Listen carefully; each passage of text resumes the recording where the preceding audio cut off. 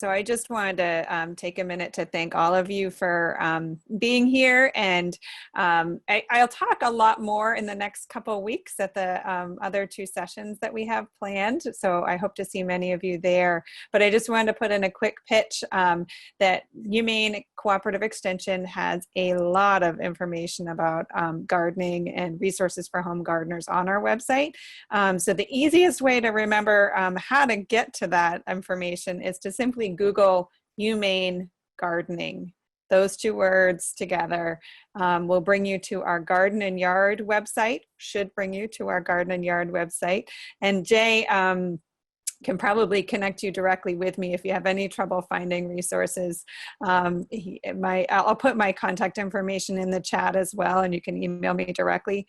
But our Garden and Yard website has a lot of different videos, free bulletins, links to webinars, and a lot of other resources for home gardeners. So I encourage you to do your homework between now and our next meeting, and I look forward to seeing you again soon. I'll pass it over to you, Ellen. Kate, I just dropped the link into the gardening website, the extension website. So folks, if you're in the chat, you will see a link directly to the website Kate is talking about. Thank you, Jay. Over to you, Ellen. Okay. With that, we will get going.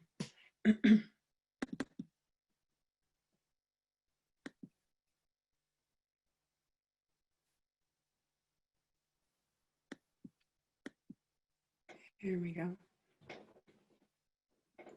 Good, we can see that. All right, can you see it? Are we set to go? All right, everyone, thank you so much for joining us today for this webinar on everyday ergonomics in the garden.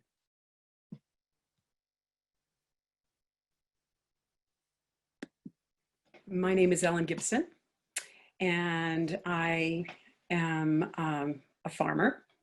I'm an educator. These are some children in an after-school program in West Africa, because you can just see how engaged they are. Everyone is working independently.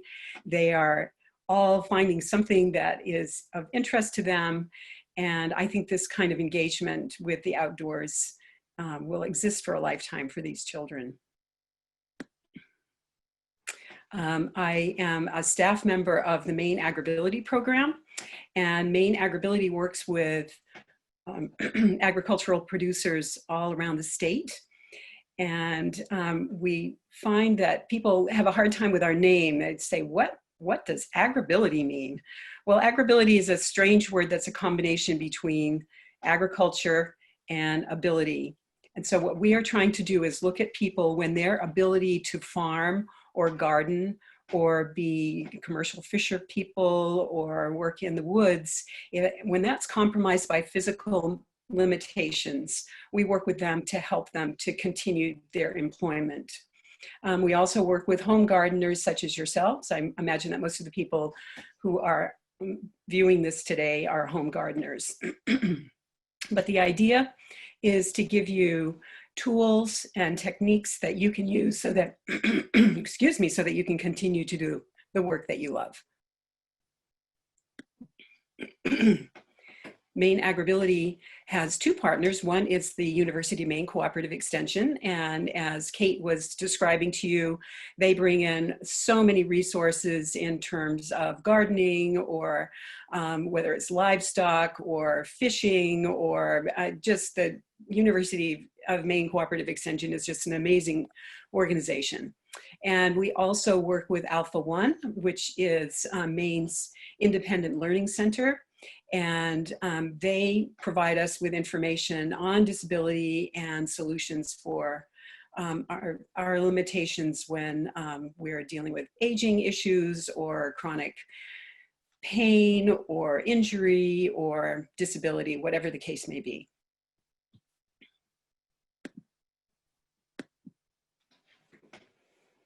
So we'll get right into the meat of this presentation. This slide is entitled Working in the Garden. It could just as easily be titled Ergonomics in the Garden, because essentially ergonomics is the work that you do, the tools that you use to do that work, and how the work impacts on your body. And this photograph shows people, these were volunteers who were building this, this raised bed at the fairgrounds at MAFGA in Unity. MAFGA is the Maine Organic Gardeners, Farmers and Gardeners Association. And we were building some demonstration beds so that people could see what, how raised beds could be applicable to them depending on what kind of limitations they might have. So you see the tools that people are using, they're digging, moving hay bales over. There are hay bales in the bottom of that bed to help create the soil. We had some rotted manure that we were putting in. And the other thing about this slide that I really like to point out is that many hands truly do make light work. When you're working on a big project in the garden, it can be really helpful to have an extra pair of hands. So the things that we're going to be looking at today are all around the work you do in the garden and how that affects your body and how we can reduce those impacts on your body. Because gardening is hard work and it can result in musculoskeletal injuries. A lot of times it's the lower back, it can be the neck or the shoulder, the knees. And as you know, as we age, it becomes more difficult to heal from injuries like this. And we have to be more careful in terms of preparing for the work of the day and also making sure that we're mindful of tripping or falling and preventing those, the kinds of things that can create those hazards. Another thing that also we begin to address more and more and through aging is arthritis. And arthritis is very, very common. It affects a third of people worldwide. And there are many, many different kinds of arthritis. I'm going to basically be addressing osteoarthritis, which is when the cartilage between your bones in a joint begins to thin and the bones start to rub against each other and it creates inflammation, it creates pain and stiffness. It will often affect the knees, the shoulders, the lower back, the fingers, did I say the knees, the hips, and those are often places that you will hear people are having joint replacement. And that's all well and good, but it would be better if we can avoid those injuries in the first place. And I will give you some ideas about how you can do that today to reduce the effects of arthritis. Once you have it, it's not going to go away from getting worse.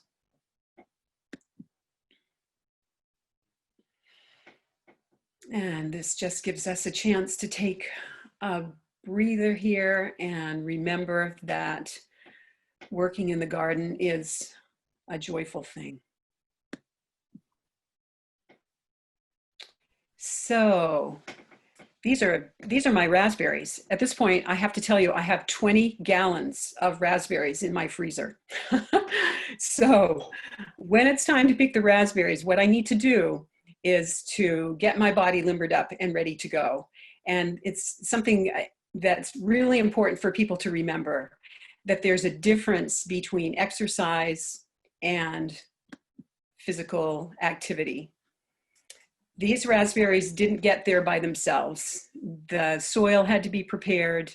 The plants were planted. They were mulched. Grass was weeded. Canes were cut down over time. And they have continued to harvest. But it took preparation. And in the same way, it takes preparation for you to be able to work without pain and injury as you go into the garden. And so keeping in mind and just moving your body a little bit, doing some stretching, even 5 minutes of stretching in the morning will be very beneficial. And the thing to remember is that exercise and physical activity are not the same. when you exercise, you've got 5 basic issues that you're trying to address. And that is balance and range of motion, flexibility, strength, and endurance. And by strengthening your muscles, that's one of the best ways that you can support your joints and help protect your joints and prevent more arthritis.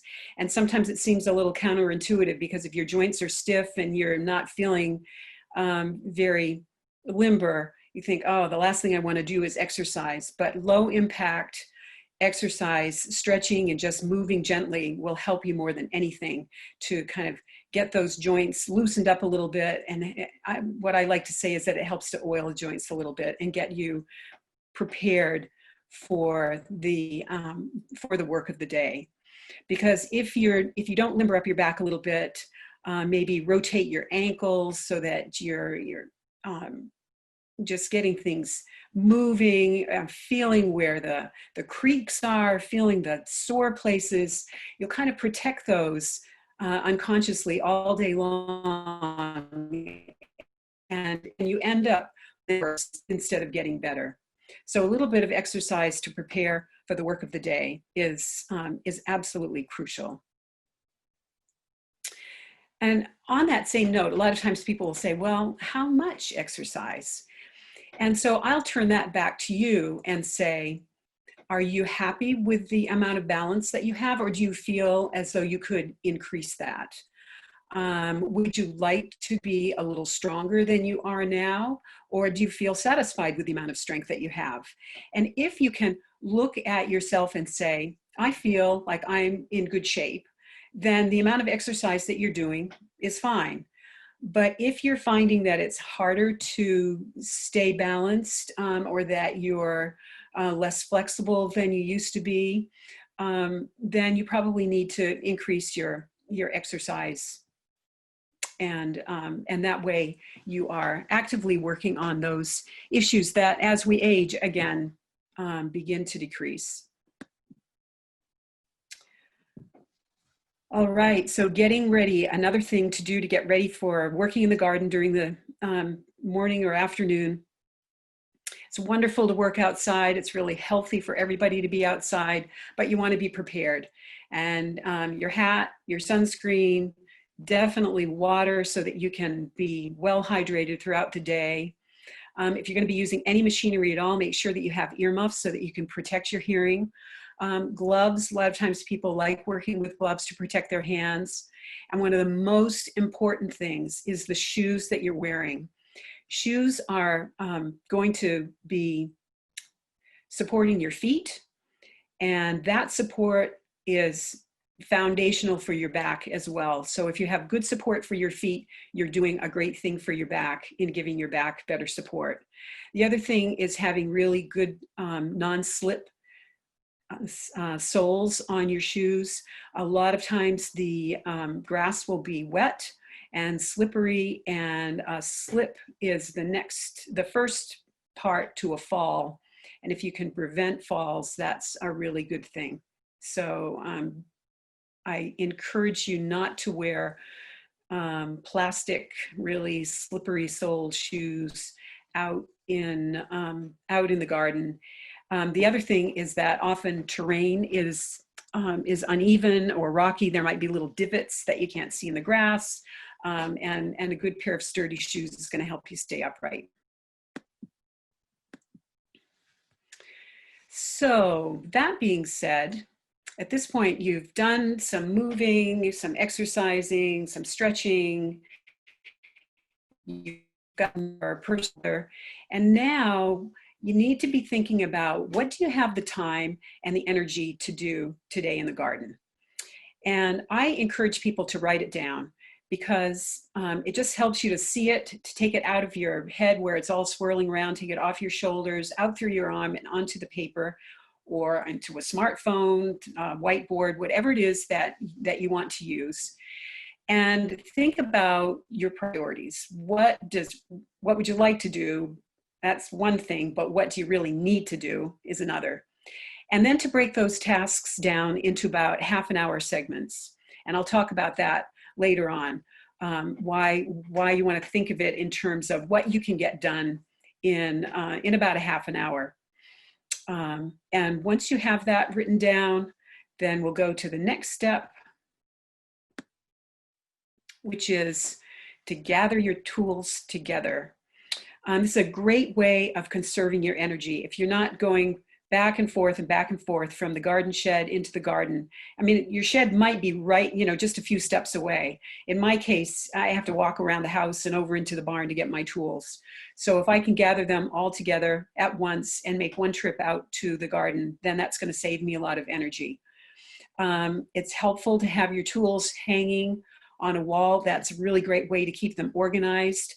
And that way, if a tool is missing, you can see it really easily. Like maybe at the end of the day, you leave something in the garden and you'll be able to tell that you don't have it in that case. It also keeps your tools up off the floor, and that leaves your floor freer for you to walk around and not to be worried about a tripping hazard. If you have a 5-gallon bucket, that's a great way of assembling all your tools in one place and getting them out to the garden where you can get to work.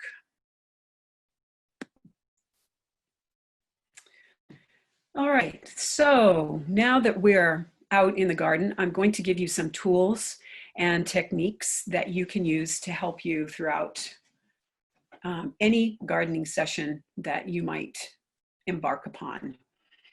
I have pictured here a garden bench, and this is a great way to be able to sit when you're working, so you don't have to do everything standing and kind of stooping over a little bit. And the great thing about this handy dandy piece of equipment is that you can turn it upside down and it can become a garden kneeler. So I'll switch back. I guess I can. Yeah, I can switch back. Here it is. You can sit down. And now what was the seat is a pretty dense foam, and it helps to protect your knees when you're kneeling. Those legs of the seat now become handholds, and those are great. When you've been leaning over for a while, it can be really hard to straighten up, and to have something to help you straighten up is a wonderful thing, and those legs will help you do that. If you didn't have something like this garden bench, you could use the regular old construction knee pads that a construction worker would use. Those will help to protect your knees. It really is much more comfortable to work on your knees when they're protected.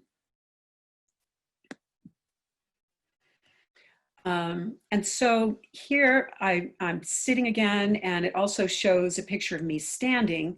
And I'm using the same tool when I'm doing this, and they're called telescoping tools. So they can be used when you're standing. This happens to be a rake, or it can condense down into a shorter version and be used when I'm sitting. And tools like the garden bench or the garden kneeler and the telescoping tools allow you to be able to change your position frequently when you're working in the garden. And this is really key to preventing a lot of muscular aches and pains.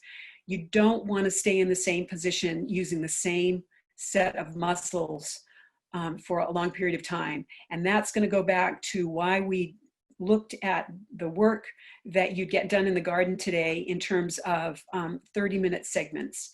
You should be changing your position and changing your task just about every 30 minutes. And that will really help you to change the muscles that you're using and be more evenly balanced in terms of how you are using your body. And that being said, actually changing your position every 30 minutes can be really hard to do, because most of us have been conditioned throughout our lives. You start a job, you finish a job. And you can feel as though you're almost schizophrenic if you only work on something for 30 minutes and you're not done, and you still have a half a row of beans to pick. And I say that this is part of the reason for writing it down, is that you can, if you put things into smaller chunks, you can tick them off your your list and feel as though you've accomplished things, and just keep moving on to different tasks. And instead of thinking of something in terms of an hour or two, you're thinking of it in terms of shorter tasks that you can check off your list and feel that sense of accomplishment because you have done a number of tasks, even if you haven't completely finished harvesting all beans.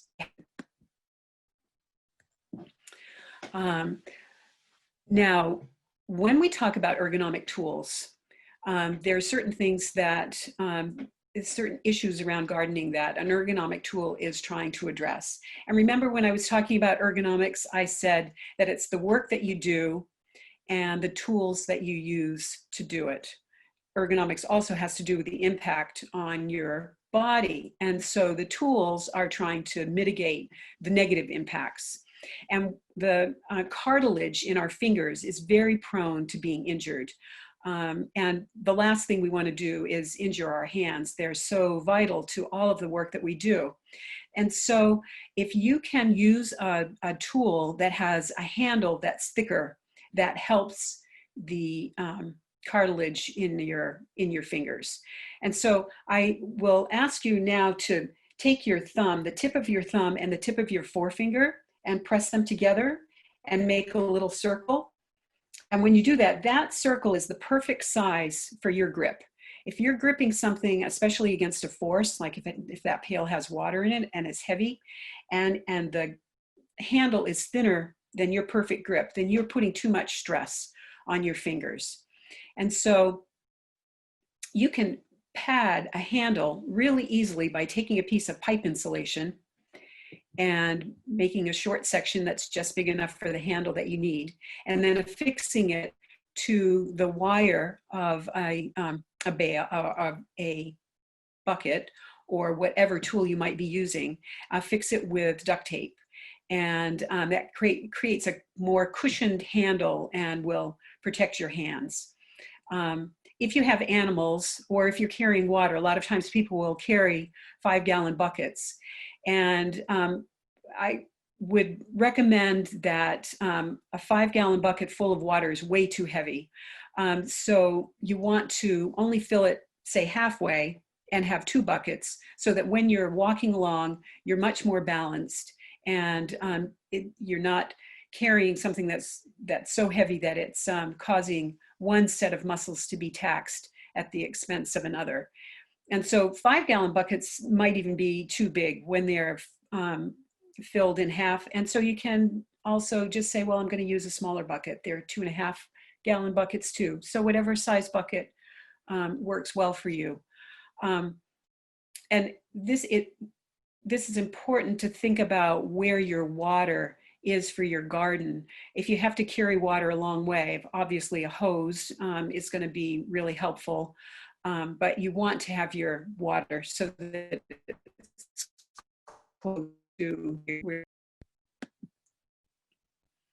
So some other tools for the hands and wrists. Speaking of hoses, the picture in the middle is, it's a picture of a fireman's nozzle.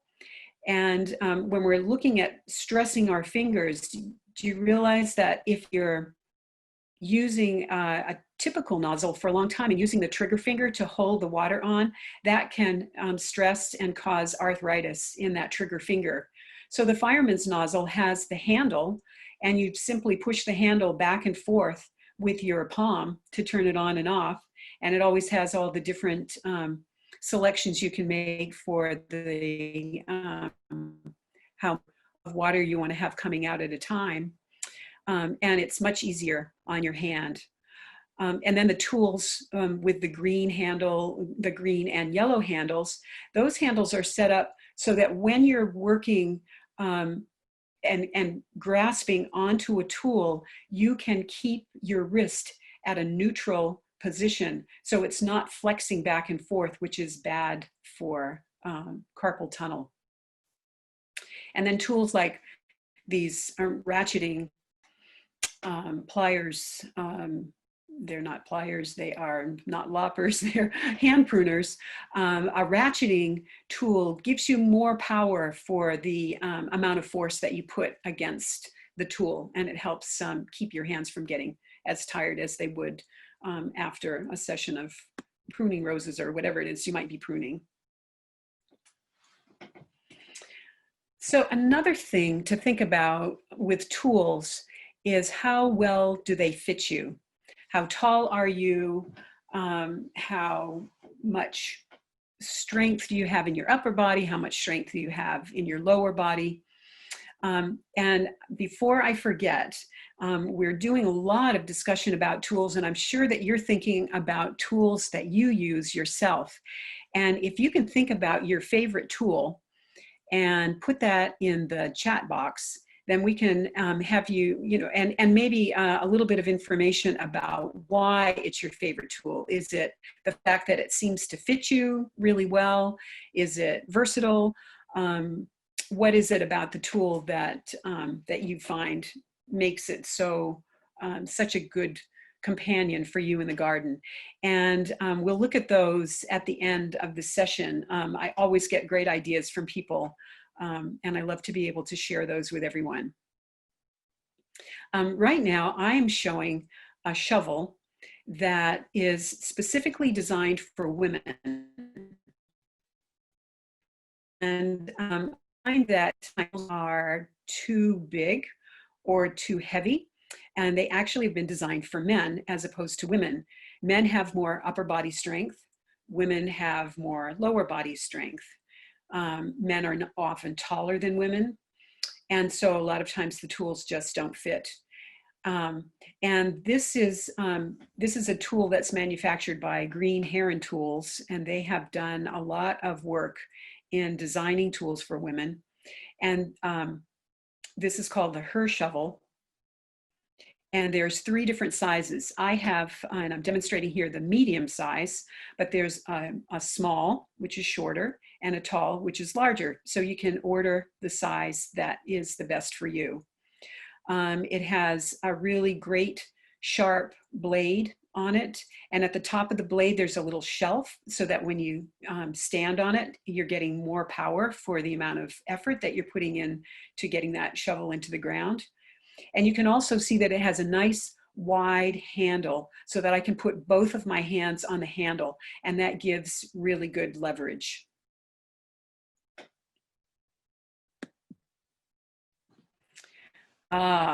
Don't forget the beauty of wheels when you're moving things around.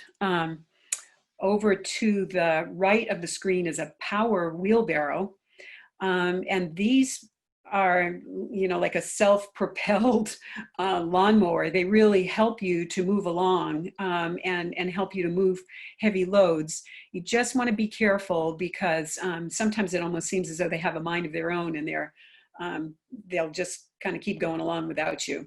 And just remember, if you're going down a hill, gravity at that point is not on your side. Here we have a tool for carrying a 5-gallon bucket. So if you've got some water in that bucket, you put it in obviously after it goes into the carrier. And there's a lid to go on the bucket, so that really helps to keep the water inside if that's what you've got in there. And then the Broll basket, I saw a picture of this. Someone had it at the farmer's market, and they were just putting their groceries, their vegetables that they were buying into the basket. Or you could have it out in the garden where you're filling it with weeds or whatever it is you need to carry around. And wheels just make everything a whole lot easier. The garden scoop is a nice little tool that has wheels. It's kind of like a wagon in that it has a handle so you can pull it. This, by the way, is a great way to love this thing. They'll pull it all around all day. It has the basket on the end. You can put your basket, your bucket of, the 5-gallon bucket of tools and carry that out into the garden with you. The seat will rotate so that you can look either to the right or the left. I'm picking raspberries here again, but I could turn around and face the other direction with the seat the way it is. Again, another handy way of moving and also sitting to break up the work that you're doing if you've been standing or kneeling for a long time. I guess I'd have to say my favorite tool is the cart. It's very light. You can fit a lot of stuff in it. And I don't really like the power wheelbarrow because it makes me feel like I'm not in control, but the cart is kind of a user-friendly piece of equipment. And if you find that you're in a situation where you don't have wheels, or you're going to be loading up something and then it's going to be too heavy to lift up into a cart, you can just put, here I'm putting compost onto a tarp, and I'm just going to drag the tarp over to my raised beds, which are not far away. And that gives you a way of moving things around too, without putting a lot of strain and stress on your muscles. So a lot of times it can be hard for people to work on the ground. Kneeling over time, you're bending forward, that can be really hard on your back. And so raising the garden up to you can be a really great solution. And here we're working with volunteers again in Maine AgrAbility to build a raised bed. This one has specifically been designed for people in a wheelchair. It's a V shape so that there's a place for their knees underneath the bed, and then they can go right up to it and work to do whatever it is they need to do. The beds are usually a little bit less than, anywhere from say 28 inches to 36 inches high. They're wonderful because you create the soil that goes into the beds. And so if you've got really sandy soil in your yard, or on the other hand, if you've got very heavy clay, that ceases to be an issue because you can create the kind of soil that you want. And the soil usually is really great for yields in terms of it being very fertile. It's easy to add compost to it over time, and you don't have to plant in rows, and you can get great yields from a raised bed. Another way to be able to change up the way you're working in the garden and get up off the ground is a vertical garden. These can add a wonderful sense of aesthetics in a garden. It's can be a very unusual visual that you can construct. And something that's a lot simpler than this, and I don't have a picture of it, would be to create a teepee with some poles that you've cut from some trees, and to plant something like scarlet runner beans onto those teepees, and then you can harvest your beans standing up as opposed to either sitting down or kneeling. And then sometimes there's all different ways of thinking about a container garden. We have clients who are, I have a client who is visually impaired, and he plants his entire garden in 5-gallon buckets and raises just an incredible amount of food. And again, he creates the soil that is in those buckets, so they are very good at producing great quality and quantity of vegetables. And we could do a whole webinar on creating a vegetable garden with containers. These folks have it down to a science, and they pretty much raise all of the vegetables that they eat throughout the year with about 125 buckets. So at this point, you've been working for a while. Maybe you've been changing up your tasks. Maybe you've been kneeling. The last task that you did, you were kneeling on the ground, and you were beginning to feel it in your back. your shoulders are a little tight, this is the time that you really need to be thinking about how you're feeling. And if you have changed from one task to another, that's a good time to kind of assess. And if I've been kneeling and leaning forward, then as I'm getting up, I can lift up my chest and lift up my chin and extend my my spine in the other direction. And effect. The other thing I really like to do is just to lie down on the grass with my feet up.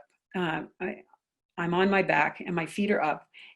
Sometimes I'll take my yoga mat out into the yard, and it's nice to have something to lie on if you don't want to lie directly on the grass. Some people might have an issue with ticks or insects or something like that. But lying on your back is a great way of letting it relax after you've been bending forward for a long time. And it's just amazing what you see when you just stop and look up. These branches are up above my head in my garden, and I didn't notice until I was lying on my back that they were just full of birds. These little birds were just darting and diving all over the place from one branch to another. Taking stretch breaks frequently as you work in the garden is a really good way to mitigate the aches and pains that you might feel at the end of the day. You could say every time you switch from sitting to standing, do a little bit of stretching. Every once in a while, lie down on the ground and just pause and breathe. It will give you so much more energy to continue with the work of the day. You'll feel so refreshed. It's just a great breather. Literally breathing in and out, relaxing, and taking a moment to pause can just have such great benefits.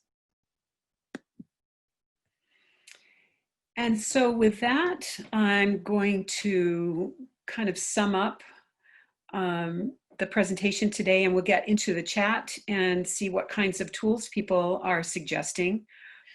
But you want to think about changing your positions frequently, stretching often throughout the day, mindfully thinking about how you're feeling.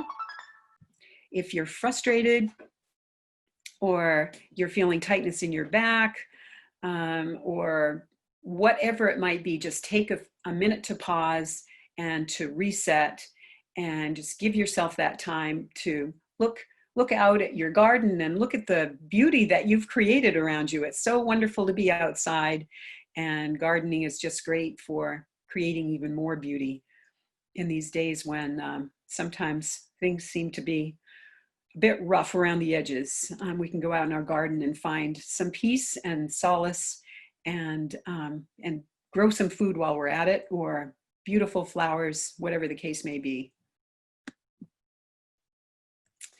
So at this point, I'd love to welcome your questions or any comments that you have about your experiences in the garden, and looking at what your favorite tool is and what makes it your favorite.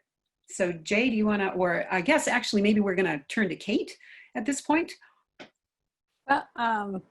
I am seeing a lot of great suggestions for tools and adaptive strategies here, and starting off with some good ideas for cushions. I love the boat cushion idea because it's relatively waterproof. It's used to being wet and won't be harmed by using out in the garden. So I'm definitely going to steal your idea, Paul, of suggesting folks steal the boat cushions from and use those out in the garden.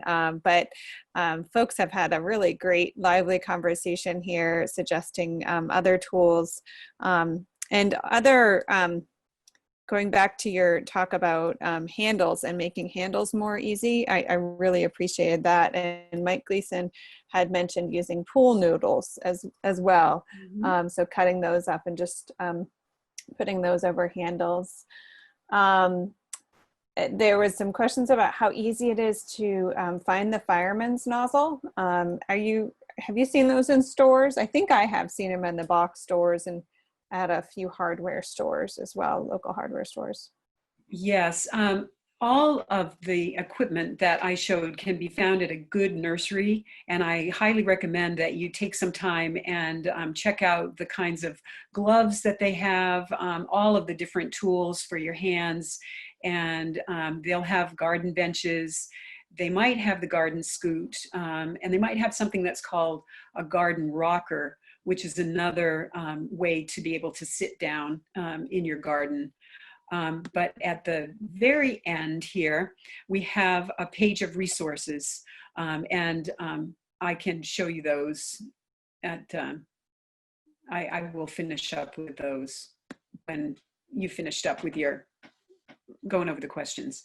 Yeah, well, and I think it is important you mentioned the garden centers, that for me, I like to see things in person, and I also like to support local businesses too. So I highly encourage you kind of, if you can travel and get out and check it out, to go to your local garden center, or even call the garden center to see what they might have, just so you can save yourself a trip if they don't have anything in stock. But then you can kind of get a feel for what it's like and before you buy it. So I definitely recommend going in that route.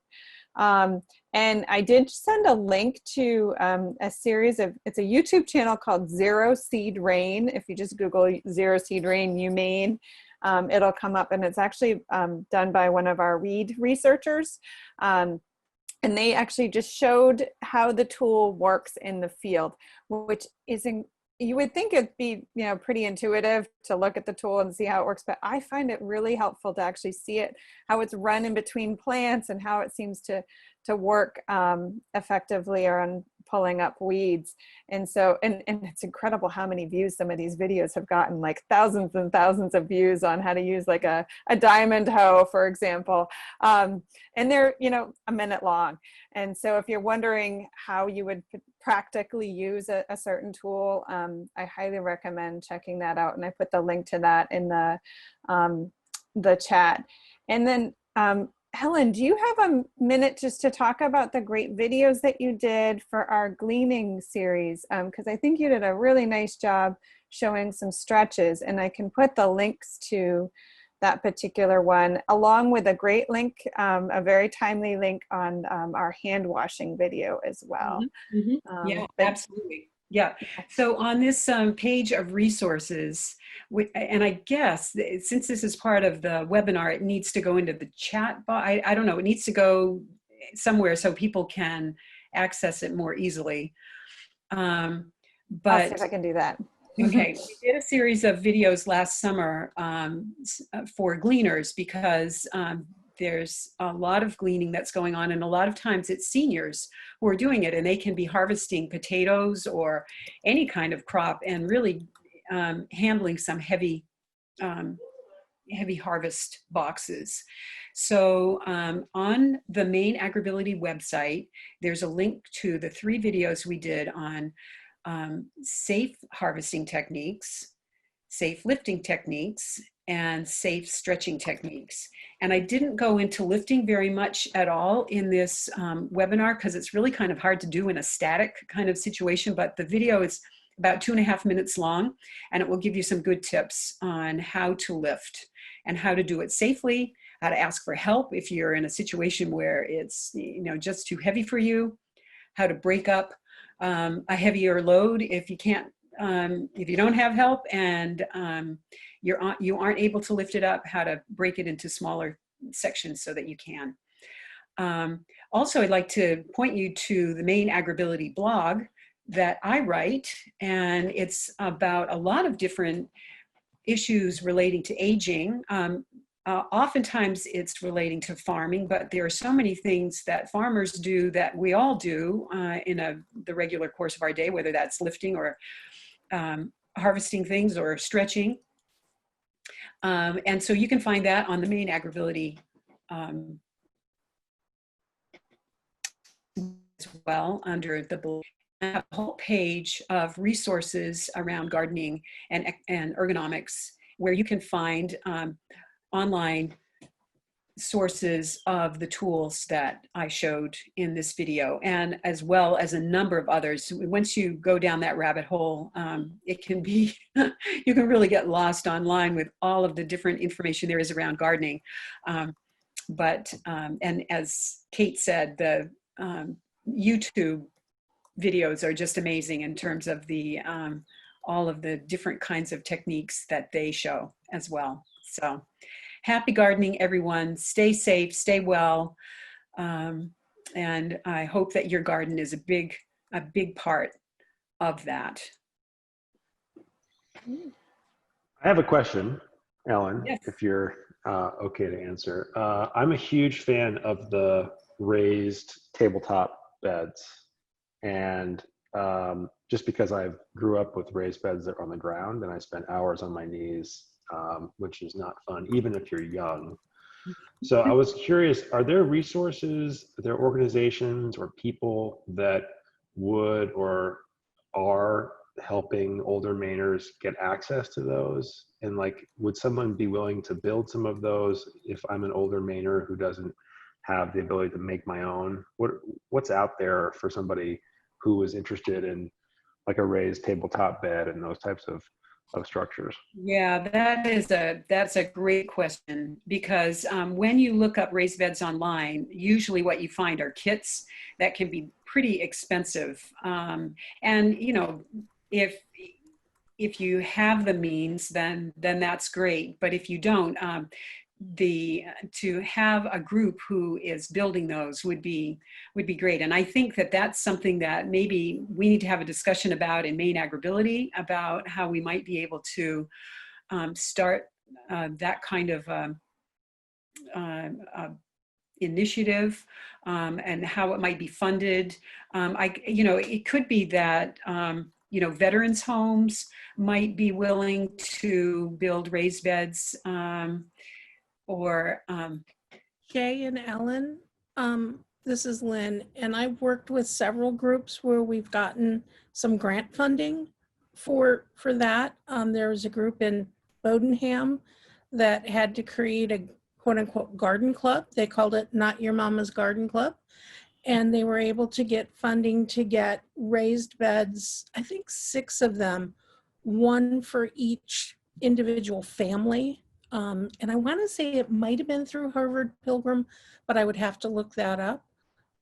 Also, there are several school groups, technical high school groups, that will do the labor of building the bed, but you do have to pay for the materials. I know the Lewiston Auburn school system has such a technical high school there that will do that. And Kate, maybe you know some folks further up the state, but a lot of times it's just a matter of kind of asking and being able to maybe go halvesies on it or get the materials. And again, some of those big box stores like the Home Depot, I know they did some raised beds for some kids for us. They just basically said, here's a gift card, go buy the lumber, and then the high school built them. So there are ways to go at it. Lynn, I appreciate your creativity and that you chimed in, because it's really about just asking and talking with your community. And when in doubt, if you want to brainstorm ideas, Extension is statewide. So there's a University of Maine Cooperative Extension office in every county. Some of the smaller counties share an office, but contact your local person and they can help you tap into some local resources as well. Not that we always have a free solution, but we can help you brainstorm some ideas. And there's lots of little grants out there too.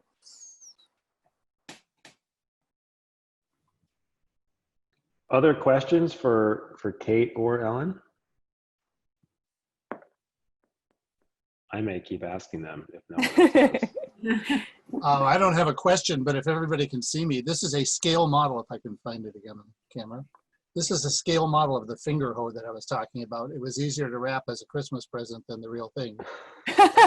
That's all it is, and they're made in Rockland, and I put the website on the chat quite a while ago. That's great. How do you use that? And what are you using that for, Mike? It's for weeding and digging and pruning. I mean, it can be used for It quite truly is a finger that it will fit in smaller spaces and dig up individual things so you're not breaking up the ground with this big tool. I love it. I and can it's only made in see- Rockland, made in Maine, dear. Can we turn off the computer background? Because all I can see is Ellen's screen. Yeah, So if you stop the screen share, Ellen, we Oh, can okay, go back sorry. to the gallery view. That's all right. I couldn't see what he was holding. Thank you. There we go. And the I'll person hold who- up the finger hoe again if I can get back to the camera. Ah, oh, that's kind of, wow, it's Just so a moment. small. Find a piece of blank paper here. I have a question for everybody. I'm just curious, how many of you are finding you're spending more time outside, maybe in the garden, since the beginning of the pandemic? Definitely. Oh, yeah. This explains the giant uptick in the volume of calls that we get right now, calls and emails. We recently got a media request specifically on that topic. So there should be something in the Down East magazine in an upcoming issue regarding that. And there's been lots of conversations around between colleagues. It's been interesting. It's not just me, it's everyone. Some of the percentage increases are like 150% increase in the volume of our Wow. questions that we're getting. So it's exciting. Wow. And when Thank they you. come inside, they get on Facebook because we've seen a huge increase in the following for our Facebook pages. Yeah. Just, it's been amazing the growth we've seen with people following our page. And we do post almost every day. In fact, we post every day, and almost every day there's something garden related, but you know, also food and food security, and of course 4-H, can't forget them. So Cheryl has her hand up. Yes, can Harrison put all those sites on email or something? Yeah, we will try to, those of you who did register on CVent, we'll make sure to include some of these links in the wrap-up email that will go out to you. And then we will also be sharing this video next week on our Facebook page. And so we'll try to include some of the links there as well. And you can also save the chat.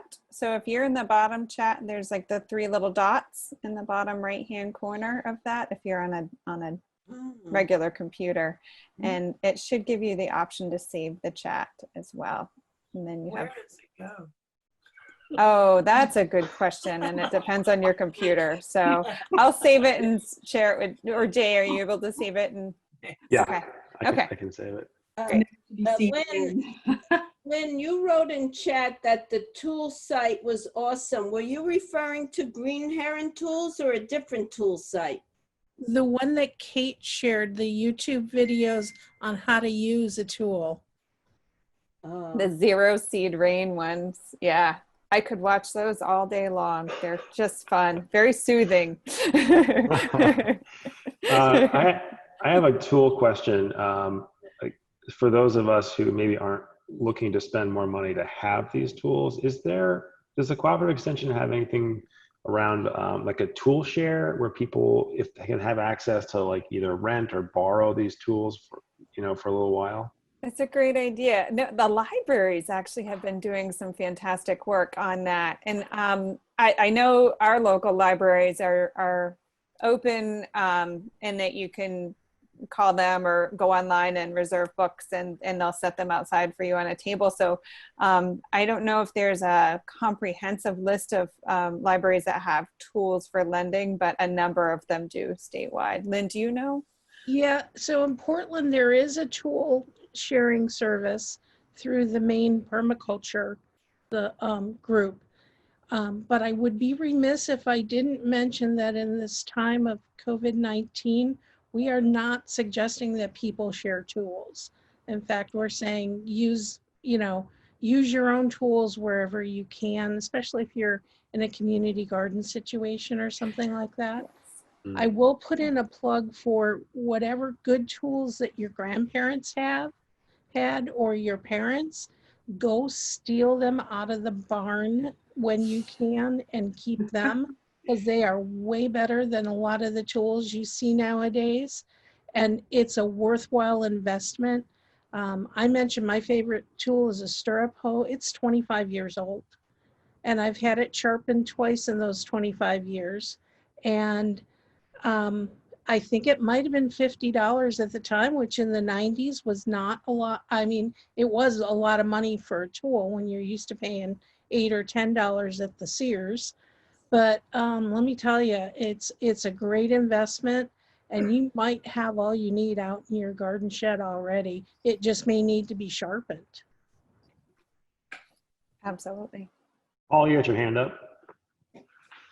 Yeah, my question is, I got a tick-borne illness earlier, so I've been out of sync lately, and I look at my gardens and I get overwhelmed because it's just, you know, so many weeds, just so overgrown.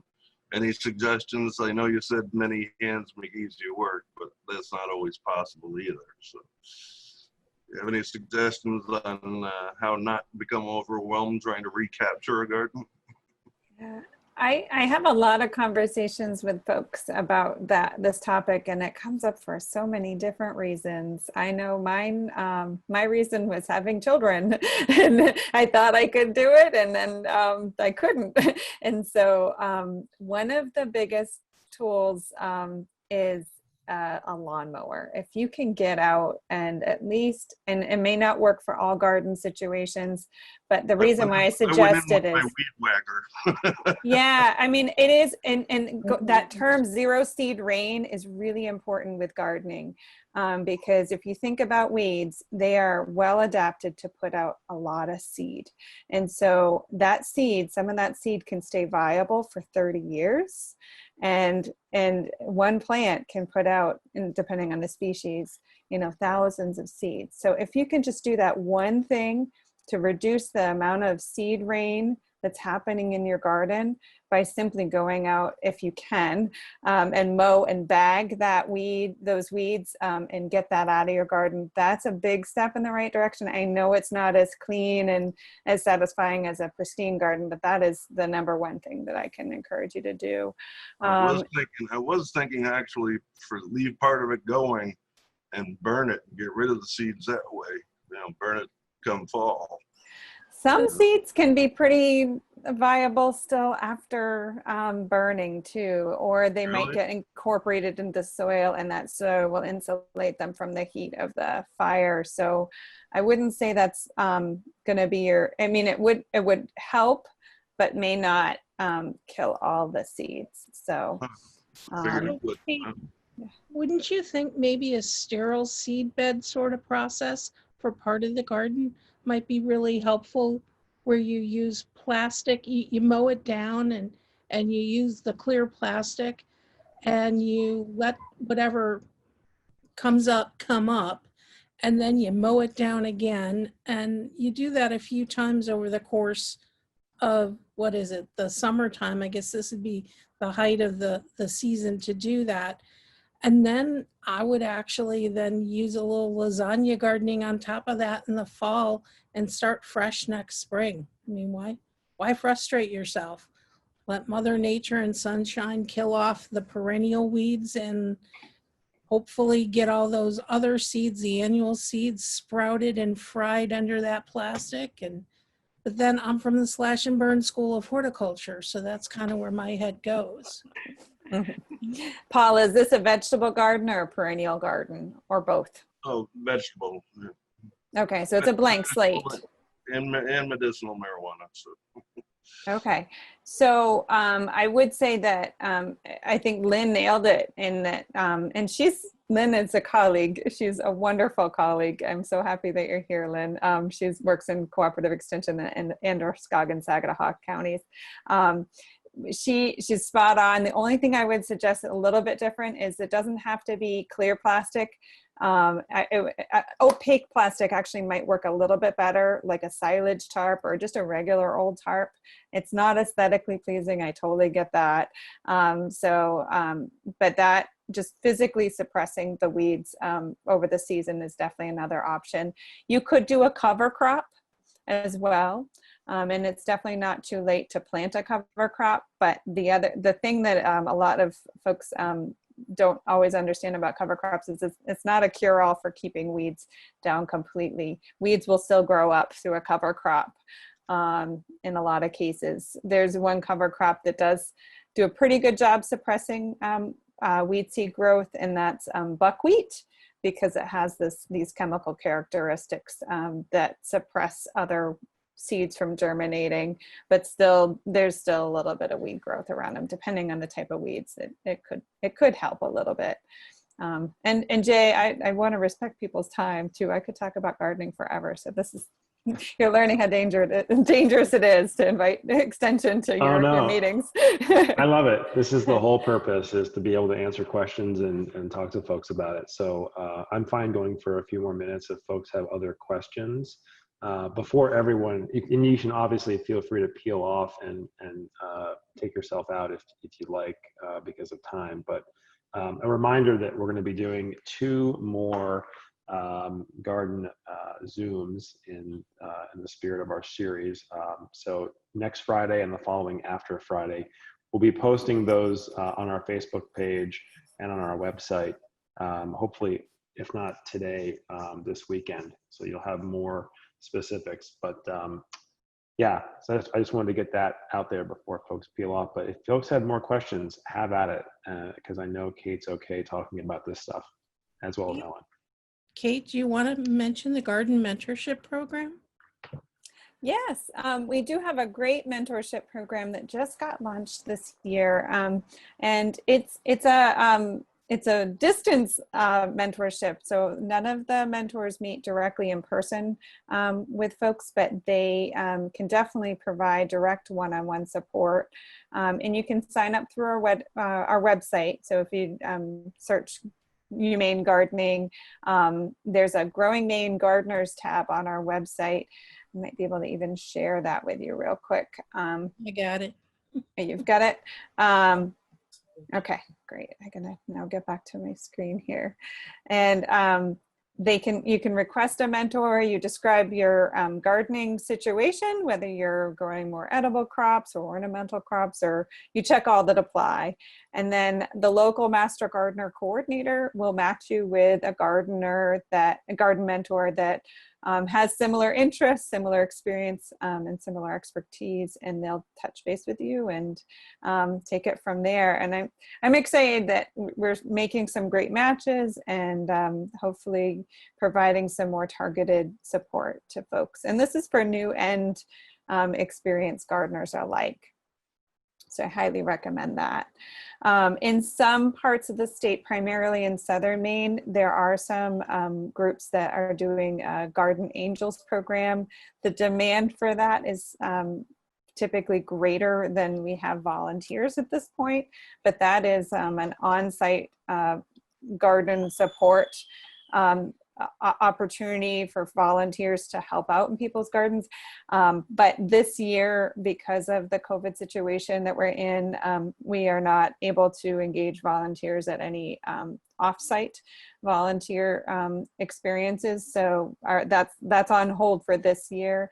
But keep in mind that if you are in southern Maine locations and interested in having a garden angel to touch base, and you just search UMaine Garden Angels and that information will be right there.